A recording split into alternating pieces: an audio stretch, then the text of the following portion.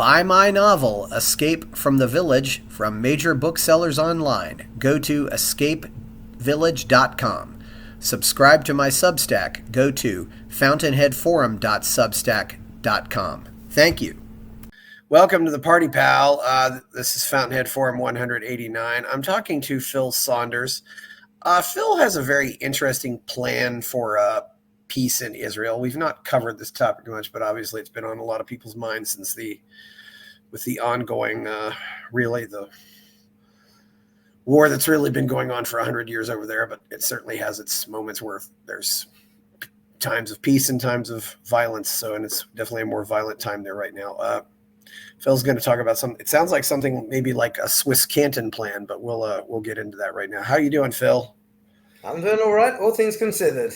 This is not the best time for any of us in this land, but we're hanging in there. Yes. So first thing, Phil, is how did you're in Israel right now. How did you get interested in this topic, and what exactly do you do right now? Are you doing right now for, Okay. I grew up in London and I moved to Israel nearly 20 years ago. And I decided rather than try to get a job out here, which required me to learn Hebrew immediately, I carried on working from remote. So that's my day job, but it means that I can work whatever hours because I'm not physically there. And that opened up the freedom to get involved in meeting everyone in the area where I live, because I live right next to the Green Line, just west of the Green Line. So I'm inside Israel, according to the international community's definition of Israel. And at the bottom of the hill of my town is a Palestinian village on the other side. And on the other side of that small Palestinian village is another hill, and a big Israeli settlement is on the top of that hill with about 80,000 ultra-Orthodox Jewish settlers. So you've got three very different identities in a very small space, and we've got a few other Palestinian towns dotted around as well. Yes. And what we've discovered is the diversity in close proximity can actually be a wonderful boon if you use it in the right way, because we all have different things to offer each other. And so there are three key communities in this area. My town is a mix of secular Jews and religious Zionist Jews. And then my Palestinian partners in the town of Hussan are traditional Palestinian Muslims, and directly opposite them is this large ultra-Orthodox settlement. And between us, we represent the four tribes that President Rivlin talked about in 2015. And we each get along in different ways. It's a triangular relationship, which means we're not stuck in the usual tug of war of one against the other. And it all kind of balances, and it's created an economic symbiosis. And so what I learned from that, being involved in this project for years, and we won a prize in 2021 for proving to have built robust relations between Israelis and Palestinians, when in May 2021 the mixed cities were falling apart. We stood strong. We won the IIE Victor Goldberg Prize that year, but it then opened up the possibility of thinking, hey, what we've created here maybe is a little microcosm, because we've got the four tribes all in one little area, and maybe that's the recipe for the land as a whole, that we should have multiple identities and not have a problem with the fact that we're in close proximity, to actually view that as a benefit, to allow that symbiosis to grow between us all, and that we can be complementary rather than contradictory. Yeah. Could you spell the name of your town, please? Sure. Tzur Hadassah. Tzur is the first word. That means rock. And then Hadassah is Hadassah. It's a name. Oh, Tzur Hadassah. Yes. Okay. Yeah. I'm looking it up here. So yes. So there's also I see there's a armistice line right here. Yeah. I just wanted to get, and you're about 10 miles southwest of Jerusalem. Yeah, sounds about right. Exactly right. Southwest. Yeah. Or maybe more like we might say 16 kilometers southwest for our more international audiences. And yeah, I see. So yeah, so that's and you mentioned, you said you've got the more very conservative Orthodox Jews there, and you have yourself the more reform type Jews. You said you had the Muslims. What were and what? There's a fourth tribe. What was the fourth tribe? The three Jewish tribes are secular Okay. Jews, religious Zionist Jews, and ultra Okay. Orthodox. Okay. And the ultra Orthodox, of course, are like the ones with the black clothes and the beards, I suppose, right? Yeah. Yeah. And it's worth noting, they are not Zionist. So it's a fascinating thing. We might think that Yeah. settlers would be more extreme. They're more religious, but they're actually politically more amenable to anything. Yeah. No Christians or anybody else living there. Yes, we have Beit Jala is just a few miles east from here, and that is still a Christian area. Bethlehem is only, in theory, a 10-minute drive if there weren't traffic jams, okay, east of here. Beit Jala is the westernmost part of Bethlehem. Bethlehem is becoming every year more Muslim rather than Christian, but still there are Christians. Yeah, we got them too. Okay. So yeah. So everybody seems to get along. So what's your plan then for the entire area? The entire area that we mostly know as Israel right now. Of course, Israel also in the various areas like the West Bank and the Gaza Strip. And how do you think this could work out? So we view it as one land these days. Call it Israel Palestine, okay? And we're all in bed together, whether we like it or not. And let's make the best of it, and let's embrace the diversities. Now, you say a plan. We don't have one specific plan. What we did when we recognized that some kind of federal structure that could keep the land together but allow us all to have our own independent self-determinations within it is not separating away from each other into two states, and also not merging into one state, but something in between: confederation, federation, even a hybrid of confederation or federation, some kind of thing which enables us to get the best of retaining our identities and keeping the whole land and the infrastructure and the environment together. And so we gathered together a whole bunch of people that have been working on these ideas for years. And we set up a project called the Federal Forum. And we said, hey, instead of you guys all working, perfecting the details of each of your individual plans, let's all get together around a table and let's cross-pollinate each other with our ideas. I personally am a floating federalist. I am not attached to any particular one of the plans that we've gathered together. We have about 10 plans on the Federal Forum website, and each of them has interesting, innovative approaches, but they all are somewhere between two state and one state. Yeah.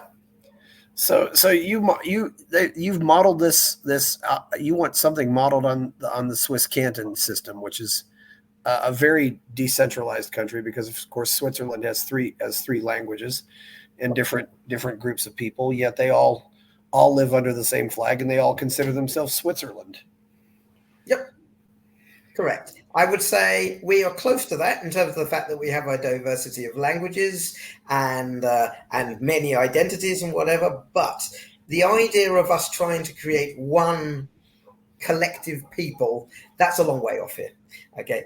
Israelis and Palestinians do not want to merge our identities at the moment. So that means we may want something a bit closer to a confederation rather than a federation in terms of the two people, but robust enough that it will never fall apart. Because if you leave the door open to secede, which is allowed in a confederation, that is effectively handing the door over to the extremists to do something horrific, at which point we all say, I can't believe we ever thought we could get along, build that damn wall. We don't want that to happen. That would be a lose-lose. Well, I should remember that. Keep that in mind. Yes, it actually is called the Swiss Confederation.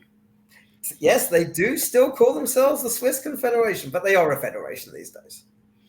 Yes, and of course in the Latin they actually call it the Helvetica Confederation, which is why the top level domain for Switzerland is CH Confederation Helvetica.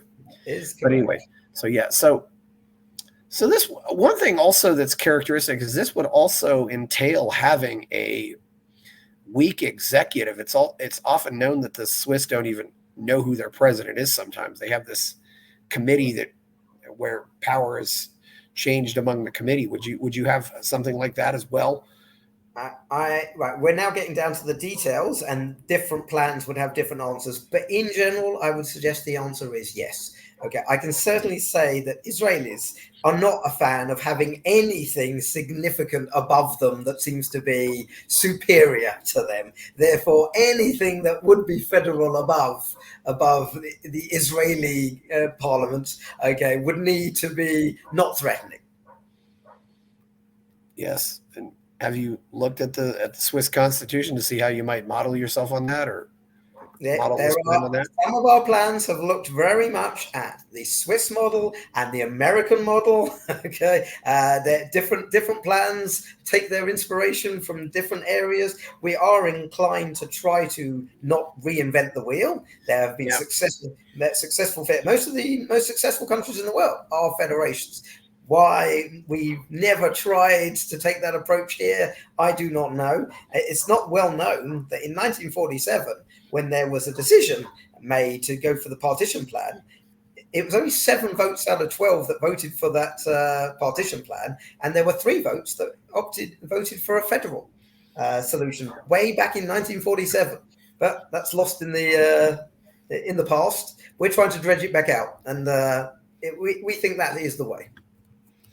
I think we can say at this point that the American plan has failed, but the Swiss plan is also much older than the American plan or the American Constitution. It's been, it's well over, it goes back to 1291 as far as the Swiss Confederation as we know it. And another thing too, Switzerland is about 9 million people. Isn't that somewhat similar to the population of Israel? Yes, very similar. So, as you say, it's more directly comparable. Yeah. Not to mention also, in the case of Israel and the case of Switzerland, you have land that doesn't really have any resources. It's not really easy. It's not really neither is a very easy place to live. I mean, Switzerland has all the mountains, but they don't have any. They don't have. I don't know of any mineral resources or anything like that. And Israel's got the desert. There's no. I mean, there's oil in the Middle East, but there's no oil in Israel. Exactly. There's a famous Jewish joke that says, "Okay, Moses ended up picking the one bit of real estate in the entire area that doesn't have any oil. Okay, what the hell was that about?" But yeah, somehow we managed to make do. We are quite creative, and we do seem to have enough resources. Maybe that is partly because we are helped by the international community, but it's never been that we don't have enough land. Even though we are a small land, it's not that there's not enough land. Okay, it's politics that has ended up driving a wedge between us all. And the peoples say enough of this political endless battles that we all pay the price. So let's share this land in some kind of way that works for all of us. Yeah, I think sometimes, a lot of these battles, unfortunately, I think are really very much a product of just what I would call zero-sum thinking. It's this attitude, well, there's only so much food. There's only so many, there's only so much food. There's only so much of this. And it's not like, I think we have I wouldn't say it's an infinite, but we have a great capacity to create wealth and to create food and to feed ourselves and maybe the land's not hospitable for growing all that much food, or you can import food or create something else. I mean, I know Israel has very much become kind of its own little Silicon Valley. There's a lot of science and a lot of just technological stuff coming out of there.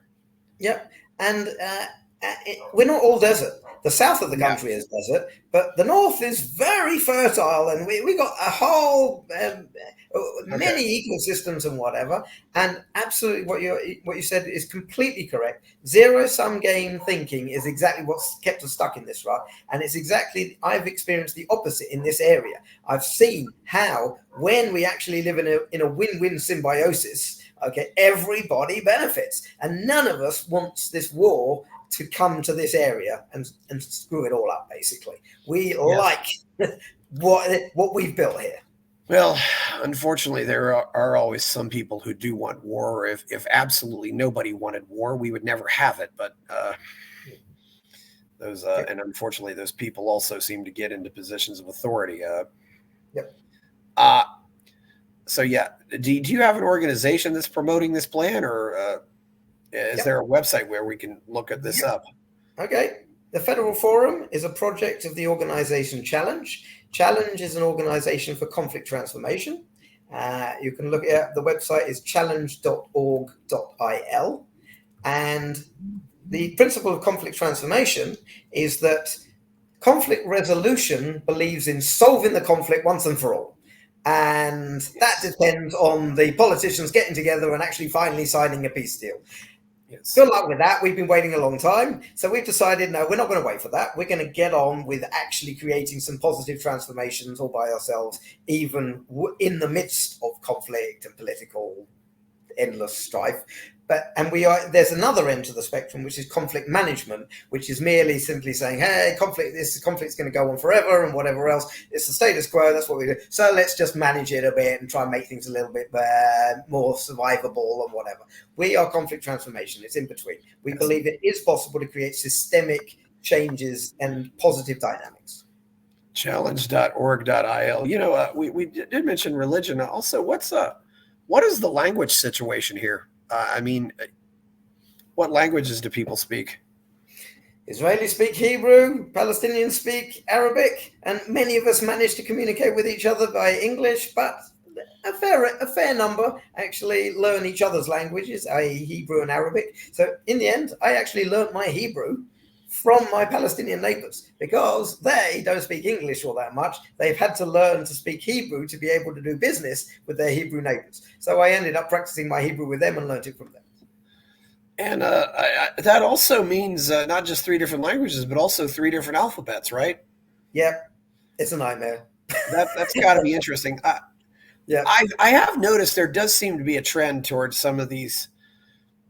Some places are definitely putting up I was in Sakartvelo in Armenia, and they both have completely unique alphabets, but a lot of their signs were also in the Latin alphabet. Is there a trend toward the Latin alphabet there, or are they pretty much still going to keep using their? I think there might even be a trend against it at the moment. Okay, there was some progress towards changing the road signs to be always in three alphabets, 3 languages, but the current Israeli government is quite extreme and is less interested in providing services in other languages. I suppose if I land at the airport in Tel Aviv, I'm probably going to see signs in Hebrew and in Arabic and English or something like that, or you will definitely see Hebrew and English. Arabic, maybe not always. Okay.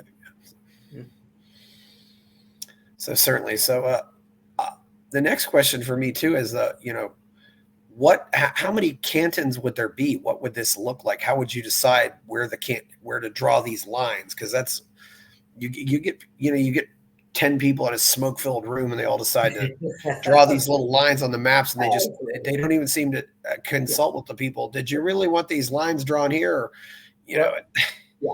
For me, the exact details is not what I'm focused on. Okay, I think the details will be thrashed out once we get enough collective momentum to recognize there's a better way than the idea of cutting the land into 2 and splitting away from each other or trying to merge.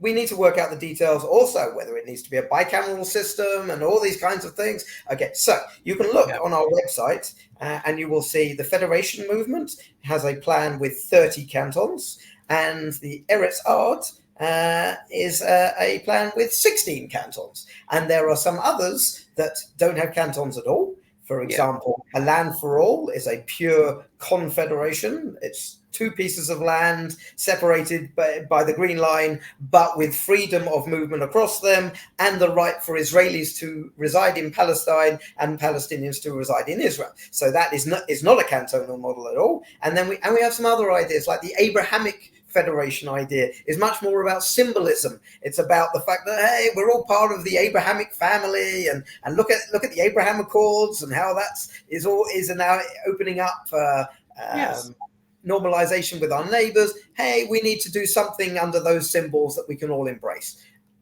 there are many creative ideas. Because Abraham is a respected prophet in all the religions. I mean, Correct.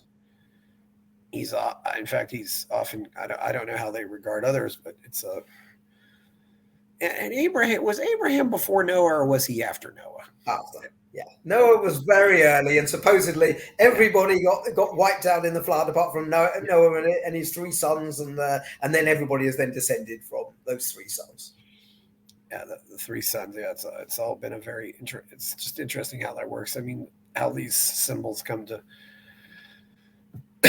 come to symbolize what we have today. So I mean, if you had 30 cantons at about 9 million people, you'd be looking at what about 300,000 per canton, which wouldn't be too bad. And I don't know what you'd have a legislature. It's Yep.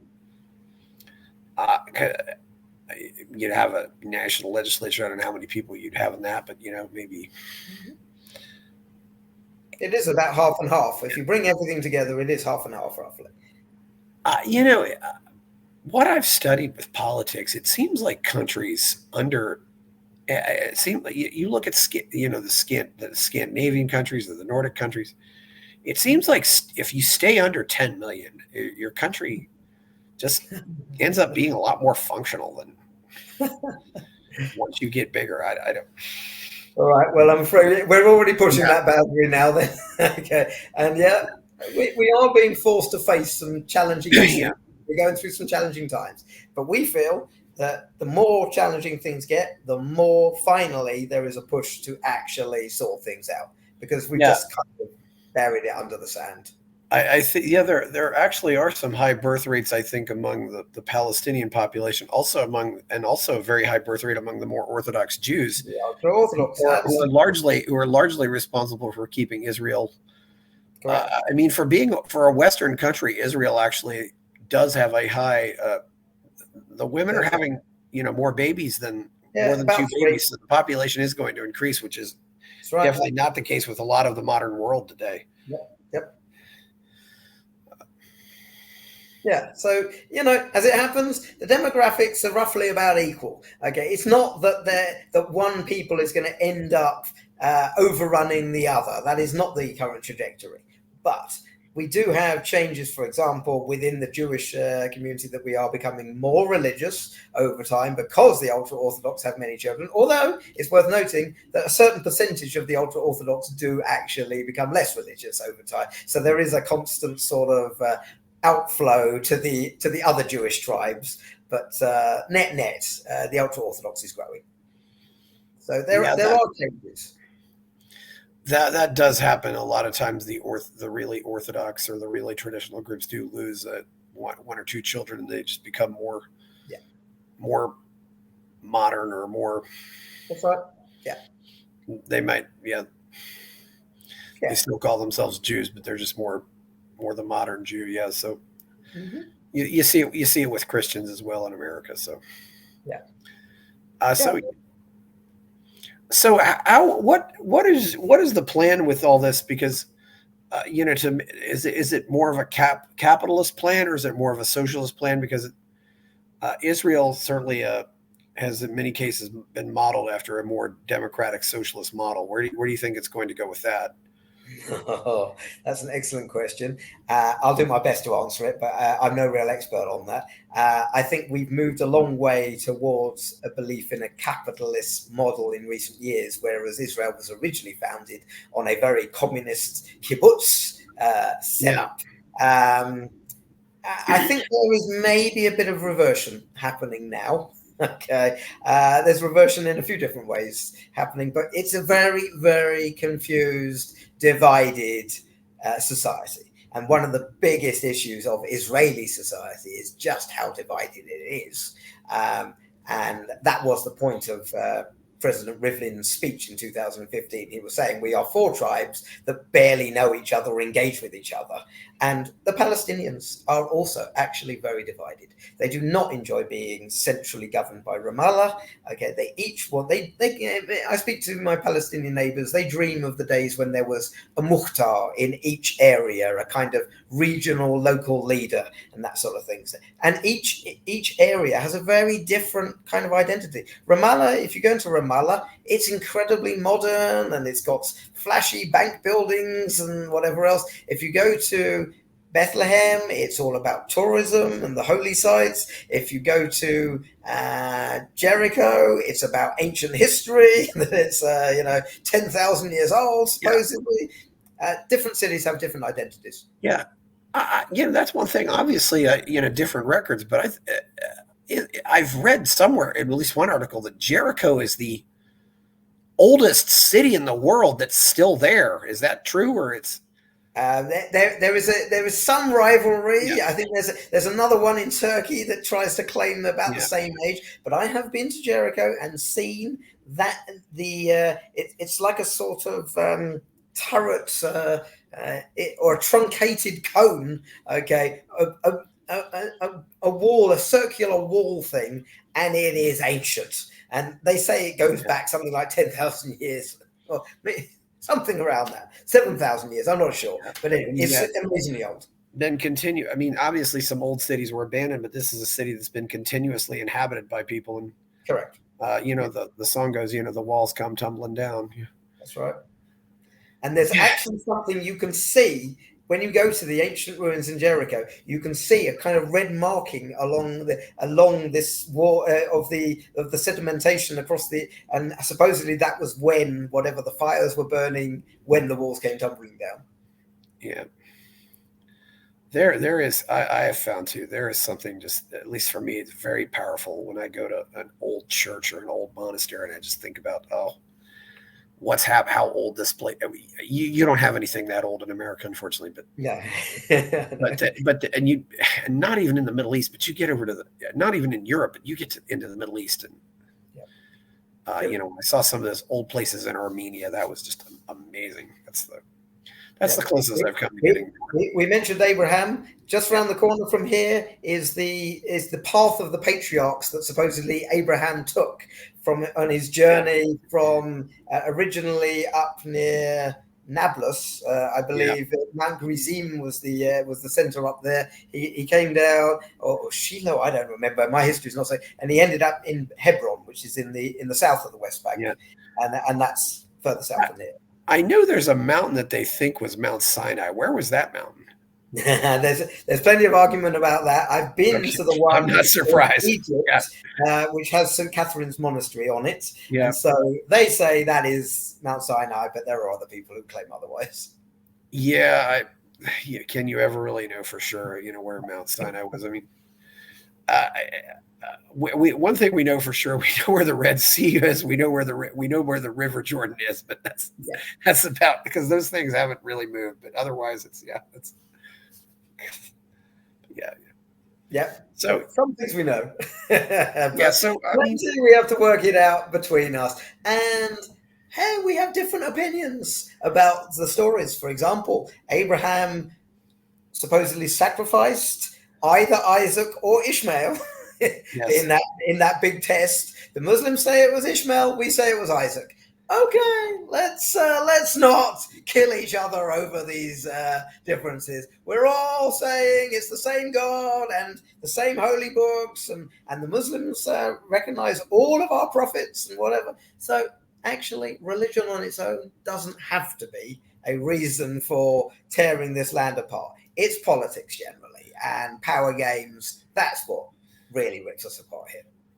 Yeah, it is politics. I mean,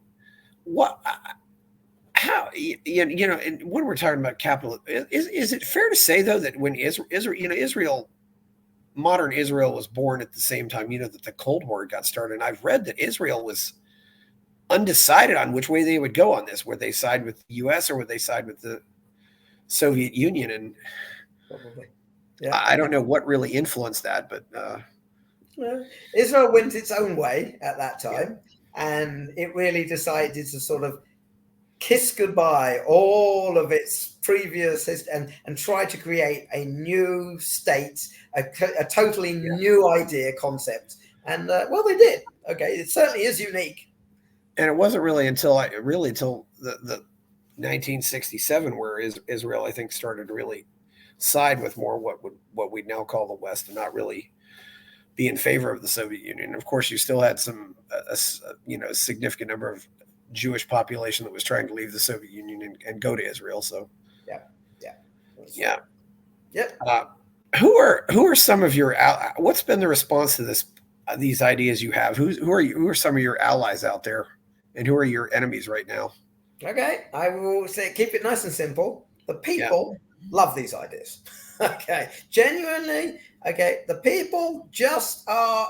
We've had enough of war. We've had enough of. If anything that's going to work, we're ready for it. And hey, in this area, people are benefiting from being part of a symbiosis, and they don't care about the politics. And this is what I hear from the Palestinians all the time. The first thing they said to me was, 1 state, 2 states, 10 states, we don't care. Just as long as we can put food on the table for our families and live with dignity in our towns and go to work and whatever. And most Israelis that I know are like that too. The people have fairly simple needs. The politicians, by contrast, are very much, they have a very fixed party line, and there are so many parties, and each one doesn't want to stray out of his own little box. And so, yeah, have we managed to get political parties to sign on to this up till now? No. And we've made a decision that actually maybe that is for the best, because if we either side with a particular political party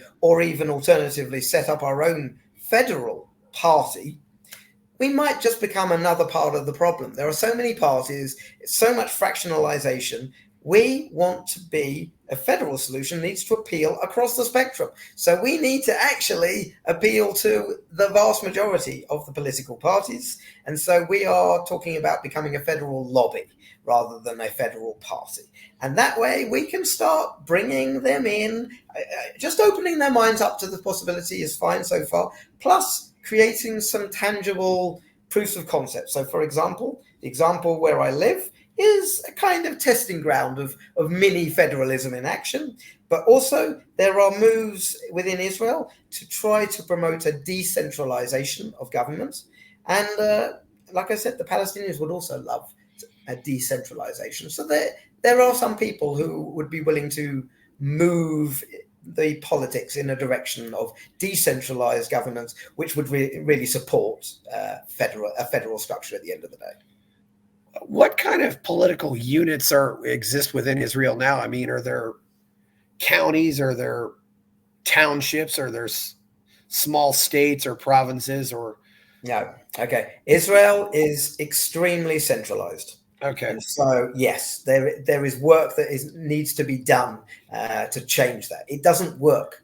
Okay. Often, areas far away from Jerusalem just feel like they're being governed by people who are a million miles away and don't understand their local needs. Yeah. Well, yeah. I mean, I assume the cities have mayors.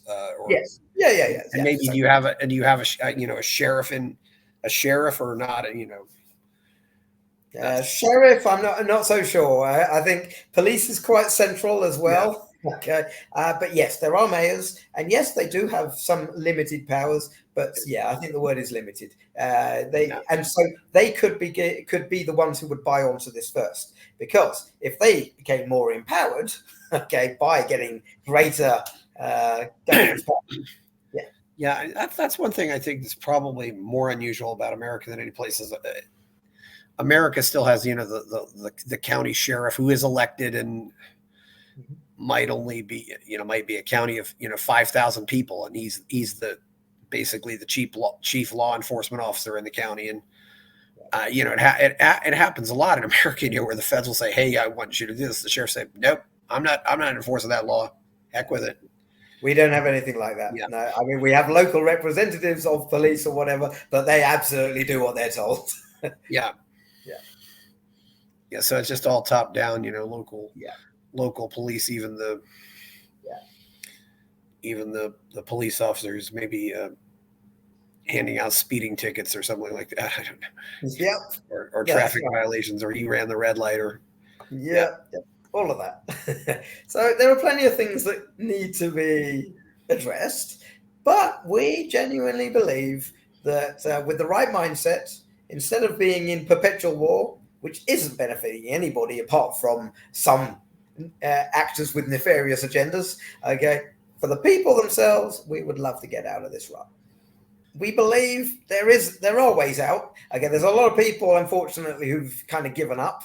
There is a lot of despair, but yeah, the project in this area, which is another project within Challenge, is called Path of Hope and Peace. The reason we called it that is because we want people to believe that there is hope for peace, because we built it in this area, and so there are areas where Israelis and Palestinians do manage to get along very well, and that's win-win. And it's not just in this area; there are other areas, so it can be done.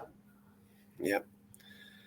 How do you overcome the desire to settle old scores, as we like to say in America? It's like, for example,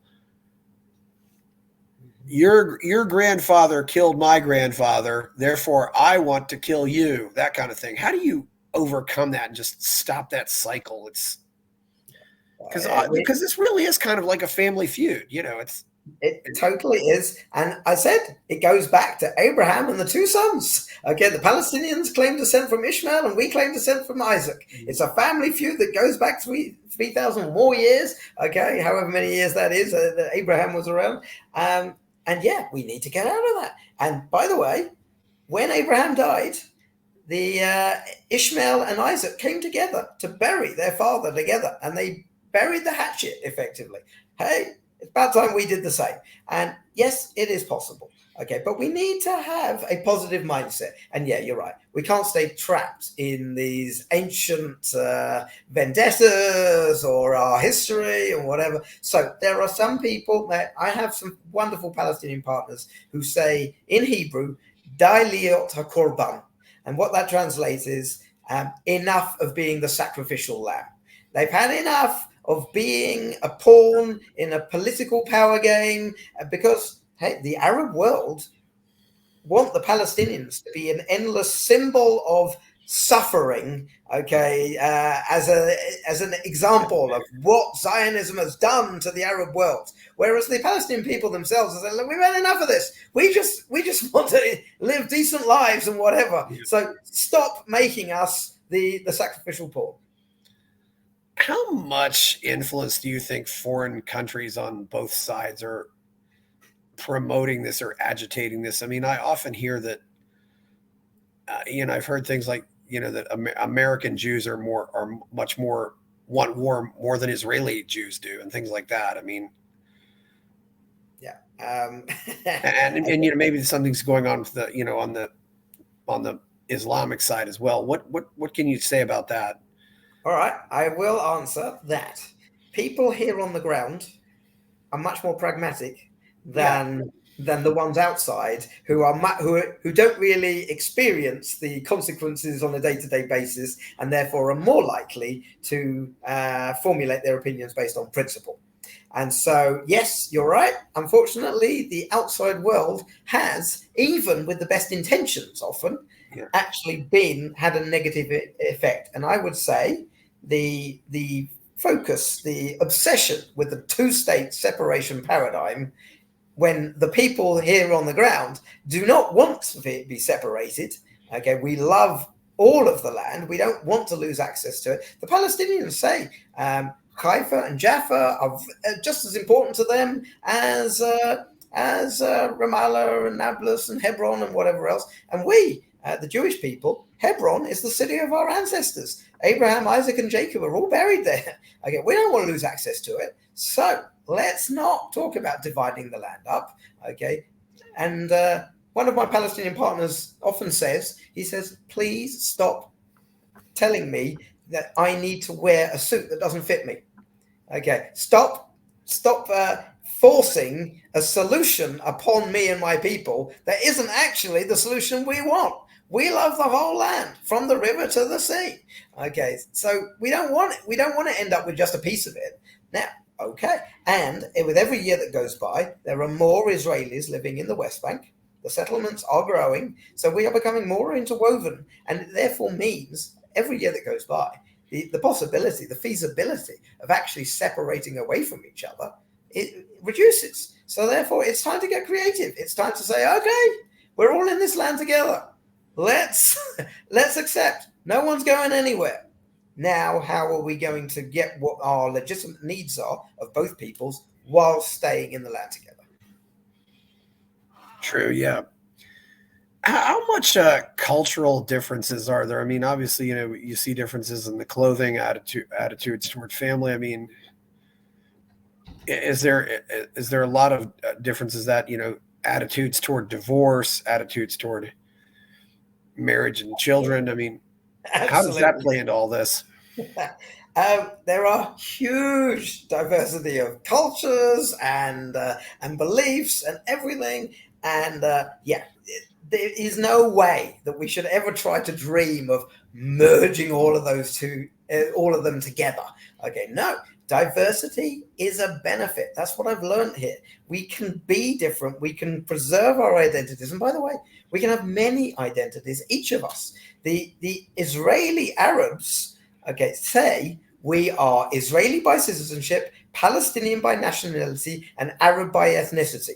It's fine. They shouldn't have to choose between any one of those. Okay, and we all have other identities. We're men or women or whatever. Okay, it's okay. Let's value the fact that there is a huge diversity of identities, and we can all embrace that and have.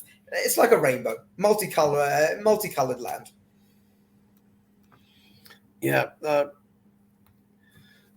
Do you think a lot of this, a lot of the hostility has to do with various wealth transfer schemes? I mean, I don't know. What is the Israel's a pretty high tax place, right? Yes, it needs to be So, now. Okay, so with when its you have, security needs and whatever else, which are ever growing. Yep. but usually when you have higher taxes, you have more resentment because somebody thinks, well, what he pays all these, we both pay all these same taxes, but I get more services. My town has better roads than his does, and Yeah. if I call the police, they come in 5 minutes. If he calls the police, they come in 5 hours. I mean, Believe me, your problems are nothing compared to ours. yeah, Okay, and these tribes are in a massive battle for control of the nature of the state, and each of them feels that the others are trampling their needs and managing to get more influence on the government and whatever else. And the question of who should serve in the army, the ultra orthodox don't want to serve in the army, and then everybody else says, well, why should you get all these benefits if you're not doing anything? And they say, hey, but we're the ones praying for the future survival of the country and whatever else, and that sort of thing. Trust me, everyone believes they are doing their bit to safeguard the state, but yeah, we do not see eye to eye at all. Okay, and so yeah, there are enormous differences, and again, we need to stop insisting that a one size fits all approach is what's needed, because if we do, then a large number of people are going to feel completely disenfranchised.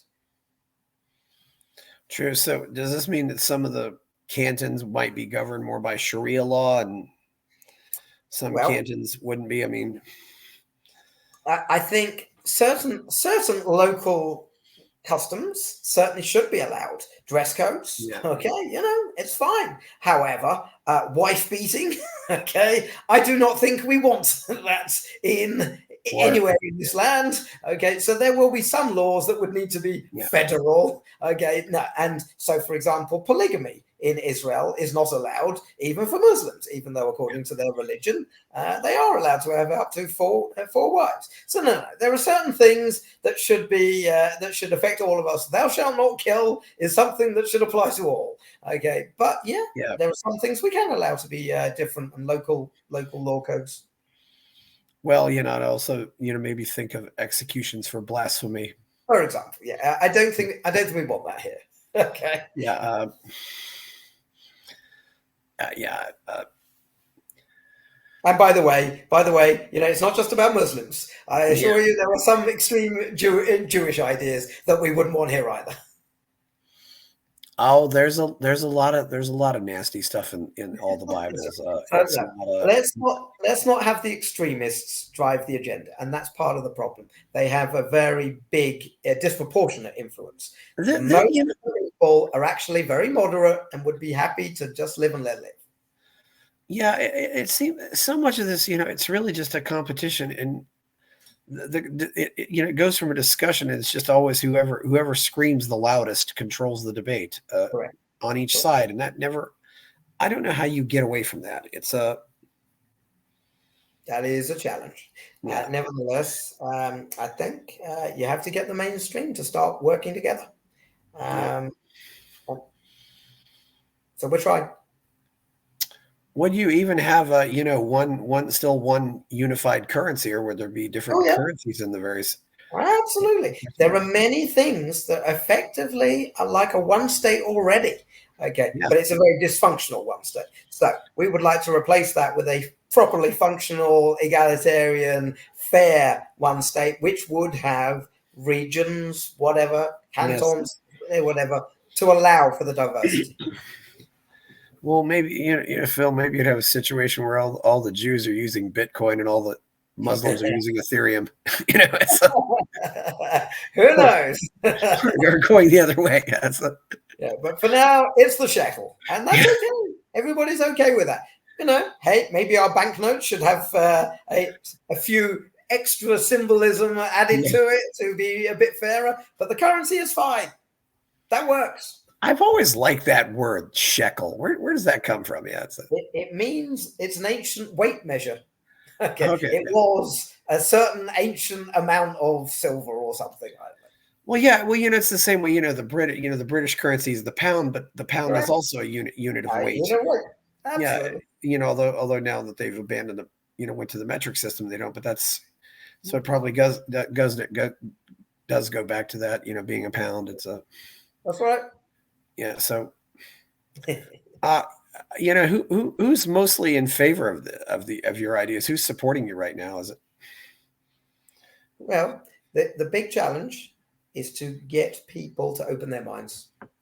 Here on the ground, there are far too many people who just think, we've been fighting for thousands of years. We'll be fighting for thousands of years more. That's just our lot in life. This is a very Jewish way of looking at things. Okay. And by the way, if you ever watch Star Wars, okay, at the very beginning of Star Wars, C-3PO is walking in the desert and he says, it seems to be our lot in life to suffer. He sounds so Jewish. That is the way Jews look at our history and our fate. I don't agree. I think we can actually build a very successful, and as you said, we've managed to create a wonderful Silicon Valley and all sorts of things. So, yes, there are ways of breaking out of the powerlessness. Yeah. But you just need to know, Israelis do often say, "Ma lasot." That means, what can you do? Okay. And it's very disappointing that they're just so resigned to it. And the Palestinians are also very resigned. They don't have great faith in any of their leaders, okay, or anything. And they just basically try to survive. So there's this resignation that keeps us stuck.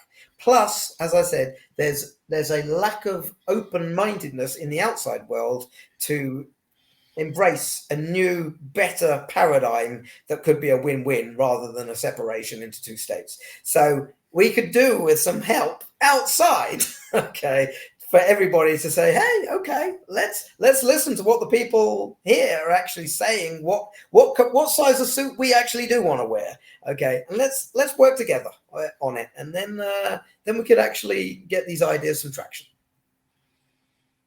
Yeah, certainly so. Do you think? What do you think? What do you think is going to happen right now, Phil? It's really in the next 2 years. I mean, just it's not looking good. It seems like it's going to be a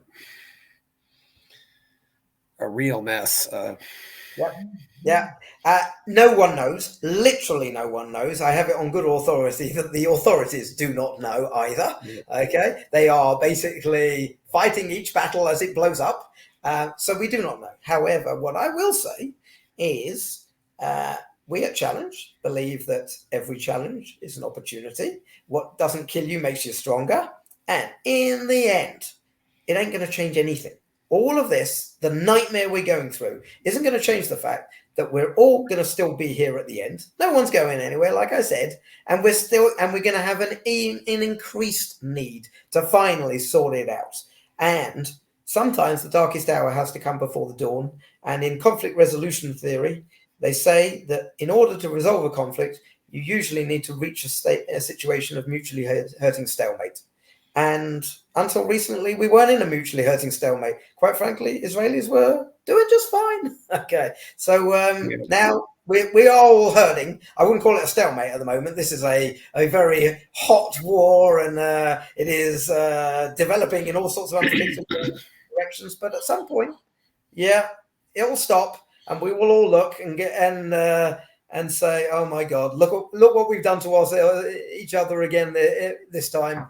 How can we do better?" And at that point, Yeah. we will. Okay, that's my belief. So I have faith. Phil, you've actually made me want to go visit Israel. And I've had so little interest in ever going to the Middle East just because it seems like it'd be dangerous. But if I do go to Israel, where should I go? Anywhere, okay. Believe me. First of all, you're an American. You're allowed to go anywhere. Yeah. Me, as an Israeli citizen, there are some places I'm not allowed to go to, but I might still go to anyway. You can go wherever. Okay, it is not actually a war zone. Wherever you go, you're liable to get shot there, and not at all. I go everywhere. Okay, well, okay. During this war, I've stopped going to Area A Palestinian cities where the Israelis are not there to protect me if somebody did something. But no, I go. I meet my Palestinian neighbors. I was in Hussan just a few hours ago. Everything's fine. Okay, in our area, and yeah, it's not as bad as you think. You can go. You can go anywhere as you're not dumb. Yeah. Well, one thing I've learned too, though, is it's so easy for Americans to cheer on wars that are happening 1,000 miles away. And we've never had one here. It's just so different. But I just always wonder too.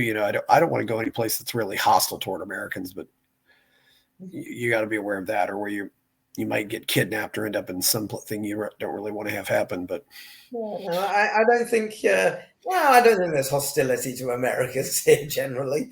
And no, you're I not don't going think to. it is real, no. But certainly, You might find Gaza. it in Egypt. You don't want to visit Gaza at the moment. That's not a place you want to go right now. The rest of it, it's fine. You'd be well looked after. Welcome anytime. Ahlan wa sahlan, as my Palestinian neighbors would say. Well, it's certainly interesting that you've been able to show what both sides have in common. I think that's. Have anything else you want to say before? What was your favorite part of this talk today, Phil? Oh, honestly, I enjoyed all of it. Seriously, we covered a That's lot great. of ground. Okay, and yeah, I think it's very positive, especially as you clearly have positive attitudes towards federal mechanisms. Hey, we need we need people to support us in trying to promote these Well, ideas. it also helps sell your cause, Phil, if you seem like a guy who enjoys life, and you seem like you're really enjoying life, and you're just Yeah, having a good time, even yeah, though and it's unfortunately, I will say that isn't a common thing right now here. Most people are really being badly affected by this war, but luckily, I've managed to stay focused. As I said, I totally believe this isn't going to change anything, and our work is needed now more than ever. So it gives me something to do, and stay focused on the positive. There are things we can do even in this current mess, and okay, the work must go on. yeah, you have to be aware of the situation, believe that the good side eventually will prevail, and hopefully it will. I hope we can Yeah, live. As I said, if I did go there, I'd probably go to the historical sites. I don't know, and of course, there's the Dead Sea, which is yeah. got to be an Unique. interesting thing too. But yes, so okay, Phil. Well, this was certainly been an interesting conversation we've had. So Please go buy my novel Escape from the Village. Check out my Substack and check out some other shows. I did have a rabbi on talking about he was anti-Zionist, but I haven't had anybody from the Palestinian side on yet. But I hope we can. I will admit I am a strict advocate of neutrality. I want peace around the world, but I don't want America sticking its nose in everybody's business either. And so, we need to work out what we need here, but yeah. we do need outside help. So but I've also found that it's a lot harder to stay neutral after you've visited all these places, and I've been to countries and routines now. Oh yeah, no. If you come, it will just open your mind to the diversity. It will sort of befuddle you a bit, just how complicated things are. But that's okay. This is a complicated land, and we need to embrace that. And I guess it's fairly easy to get around on English too, so that's good. Yeah. Hey, okay. I'll be your guide. Come on out. I'll take you. I'll show you around. And maybe I will, Phil. So thank you very much. Okay. Again, check out my Substack. Check out my novel Escape from the Village. Phil's organization is at challenge.org.il. I'm Chris Baker, and we're out.